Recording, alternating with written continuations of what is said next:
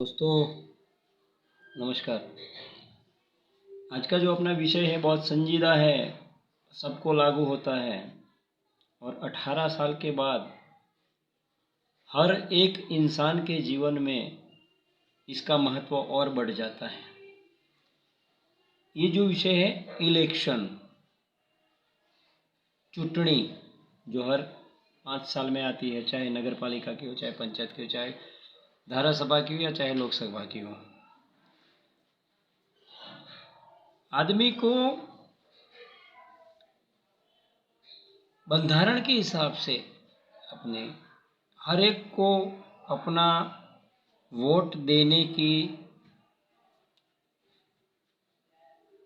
अधिकार की बात को लेके चर्चा में न पड़ते हुए, जो समझदार है, जो लोग वोटिंग करने लायक है, पढ़े लिखे हैं या अनपढ़ है, लेकिन मेरा एक मैसेज है आप सबके लिए कि आप लोग वोटिंग अवश्य करें।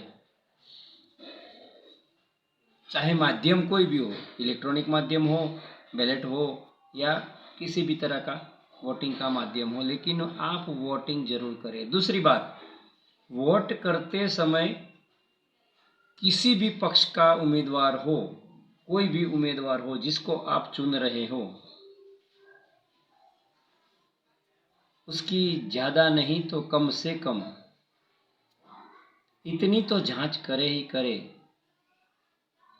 कि ये उम्मीदवार आपके एरिया के लिए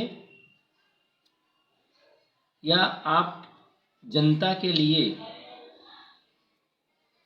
जाहिर जीवन में मददरूप हो सकता है, होगा, या इतना आपका भी फर्ज है, मेरा भी फर्ज है, हम सबका फर्ज है।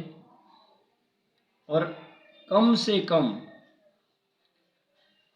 कम इतना तो आप करिए कि मतदान मथक जाके आप अपना वोट दीजिए।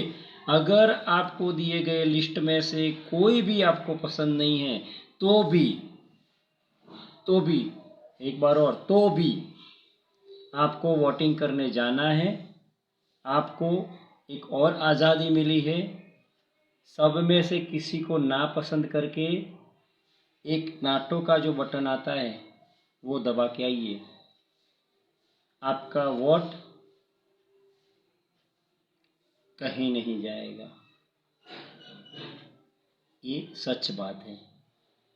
कई बार ऐसा होता है कि हमने दूसरी पार्टी को वोट दिया और बोलेंगे कि हमारा वोट अलग जगह चला गया। भाई नहीं, ये हो ना हो ये मेरे को पता नहीं है, लेकिन जब आप किसी भी कैंडिडेट को चुनते नहीं हो और वो बटन दबाते हो तो वो बटन वही बताता है कि आपको इनमें से, ये दिए गए लिस्ट में से आपके उम्मीदवार के लिए एक भी उम्मीदवार पसंद नहीं है। आपका वोट सुरक्षित भी रहेगा उसमें और आप हकदार भी रहेंगे। आने वाले समय में देश की चर्चा के लिए, समाज की चर्चा के लिए या किसी भी प्रकार का कोई भी संकट हो उसकी चर्चा के लिए आप बोल सकते हैं, इसको आप अपना पक्ष रख सकते हैं। अगर आप वोट देने नहीं जाते, हो सकता है आप ना भी जाए, आपकी स्वतंत्रता है, आपको अच्छा ना लगे, लेकिन उम्मीदवार घोषित होने के बाद अगर वो विजयी हो गया जो आपको नापसंद है, तो उसके पक्ष के बारे में, उम्मीदवार के बारे में या किसी और के काम के बारे में राय देने का मैं समझता हूँ आपको कोई अधिकार नहीं है। क्यों? कि आपने वोटिंग ही नहीं किया है। अगर वोटिंग नहीं किया तो आप कैसे जिम्मेदार हैं चर्चा के लिए या कोई सुधार सुझाने के लिए? नहीं ना। आपकी ये जो मैंने 5 मिनट लिया, हो सकता है आपको नापसंद हो, लेकिन काम की है। याद रखना, आगे इलेक्शन आता है।